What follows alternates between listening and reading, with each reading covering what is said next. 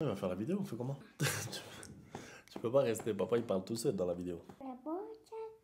Allez, va. C'est bon, je voulais rester le petit.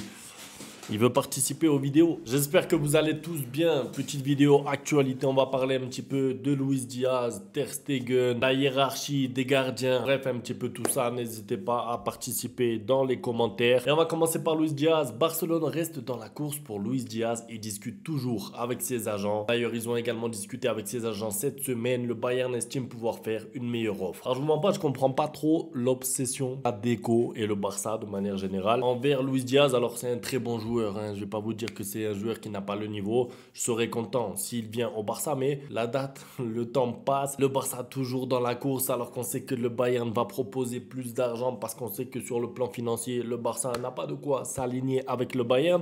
Donc en fait, je comprends pas pourquoi ne pas chercher un plan B, un plan C. Je veux dire, il y a d'autres ailiers. Quand on a vu que Lookman va aller à l'Inter Milan, joueur, moi en tout cas, que j'apprécie beaucoup, avec un profil similaire à celui de Luis Diaz, 35-40 millions d'euros, donc 30-40 millions de moins que Luis Diaz. Et dès qu'on ne s'est même pas positionné dessus, pourquoi attendre à tout prix comme ça Luis Diaz?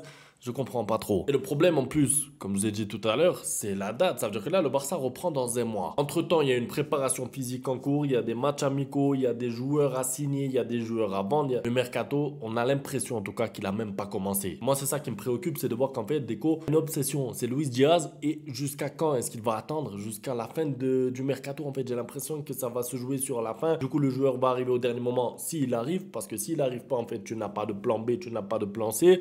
J'ai l'impression que c'est un peu de l'improvisation, ce que nous fait Deco. Après, j'ai pas envie de le critiquer à lui parce qu'on connaît pas tout non plus. On sait pas exactement quelles sont les consignes qu'il reçoit. Est-ce qu'il y a aussi le fameux fair play financier? Parce que peut-être qu'il se dit, bon, c'est bien d'aller sur Luis Diaz, de lui faire une offre, mais peut-être qu'on ne pourra pas l'inscrire. C'est un peu particulier, c'est vrai, mais c'est fatigant. En fait, quand on suit le mercato de manière régulière tous les jours et qu'on voit que Deco attend Luis Diaz, ensuite Deco est dans la course pour Luis Diaz. Ensuite, le Barça n'est plus dans la course pour Luis Diaz. Ensuite, le Barça revient dans la course pour Luis Diaz. En fait, en tout cas, moi, ça me fatigue. Ronny Bardi convainc Hansi Flick et l'équipe. Le jeune ailier recruté cette saison a affiché un bon niveau lors de cette première semaine d'entraînement et vise la tournée en Asie. Alors, je suis content pour lui, évidemment. Maintenant, j'ai l'impression aussi que c'est lié au mercato du Barça. Ça veut dire que, je vous le dis, avec ce club, je ne serais pas étonné que finalement, il n'y a aucun ailier qui arrive et qu'on nous dise « Regarde, Ronny Bardi, il est incroyable à l'entraînement, donc on parie sur lui, ça va le faire, il va être fort, c'est suffisant, etc. » Franchement, je ne serais pas surpris. Si Hansi Flick se fiait que aux entraînements, et d'ailleurs, j'ai vu un commentaire sur ça et je suis d'accord,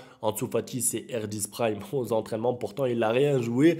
Et c'est vrai, Ansu Fati, à l'entraînement, il était incroyable, on voyait des vidéos, il était toujours dans l'équipe vainqueur. Il n'a jamais eu de temps de jeu grâce à ce qu'il faisait aux entraînements. Attention, je ne dis pas que Hansi Flick ne donne pas de temps de jeu à ceux qui le méritent, mais en tout cas, nous sortir ça là, maintenant, comme par hasard, quand le Barça est en difficulté lors de ce mercato, pour moi, c'est pas un hasard. Concernant Bardi, moi, je vous ai dit, c'est un joueur qui a du talent, qui a du potentiel. Et s'il peut s'imposer au Barça, avoir un rôle dans l'équipe, être remplaçant, peut-être un super sub, on prend, bien sûr. Toute aide offensive sera bonne à prendre, puisqu'on sait, Rafinha, Lamine Yamal, Lewandowski ne pourront pas jouer tous les matchs. Le Barça aura besoin d'un remplaçant de top niveau, d'un Ferran Torres aussi bon que la saison dernière, et de Luis Diaz peut-être s'il arrive. Thiago Alcantara aimerait travailler à temps partiel avec le staff de Hansi Flick, avec qui il a déjà collaboré au début de la saison dernière, pré-saison, mais le club ne l'envisage pas et je comprends, parce que tu ne peux pas venir au Barça, c'est quoi ça, à temps partiel? Le lundi tu veux travailler, le mercredi tu n'as pas envie, le jeudi tu veux travailler. Non, Thiago Alcantara, moi j'aime beaucoup, vous le savez, l'année dernière j'étais vraiment chaud pour qu'il reste au Barça parce qu'il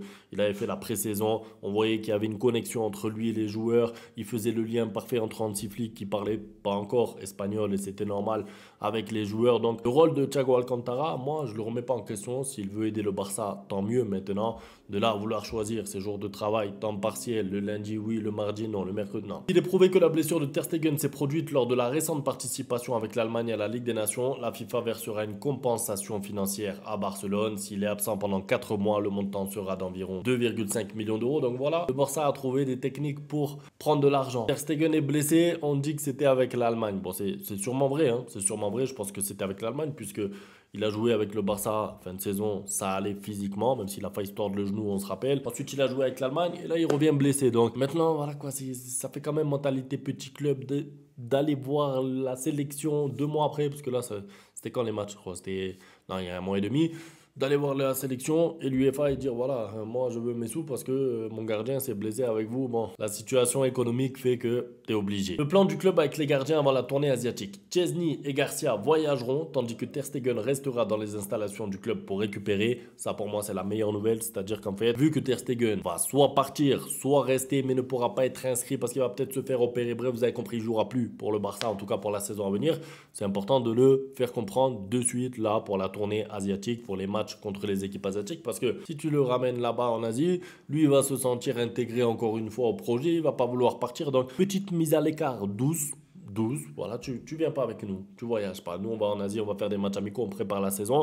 Toi, commence à réfléchir à ton futur. Un peu comme pour Peña, puisque Peña, pareil, restera à Barcelone pour décider de son avenir et ne voyagera pas. Donc, c'est important de voyager avec les deux gardiens qui vont avoir un rôle cette saison, Joan Garcia et Chesney. En 24 heures, 70 000 maillots de Lamine Yamal ont été vendus. Maillot numéro 10. Je suis pas surpris, je m'attendais un peu à ces chiffres-là. Les maillots sont partis comme des petits pains. Quand tu vois le prix des maillots maintenant, ça fait mal. Franchement, ça fait mal. Même moi, je le veux. La vérité, c'est que j'ai envie de l'acheter, mais je réfléchis un peu. C'est un investissement presque. Alors, des nouvelles règles qui pourraient entrer en vigueur dans le football. Dites-moi ce que vous en pensez. L'IFA veut supprimer les rebonds sur un penalty. Donc, en gros, s'il y a un penalty qui est arrêté par le gardien ou tape le poteau, c'est fini. C'est un peu comme un tir au but, en fait. Voilà, on va dire que ça deviendrait un tir au but. L'avantage de ça, je trouve, c'est qu'il n'y aurait plus les joueurs qui se tirent le maillot pour rentrer dans la surface avec un joueur qui a un pied dans la surface de réparation parce qu'il voulait rentrer trop tôt. Donc, on retire le penalty. Ça serait l'avantage. Maintenant, l'inconvénient, c'est que du coup, t'as pas de deuxième chance. T'as peut-être un peu plus de pression parce que si tu rates le penalty, l'action elle s'arrête. Parce que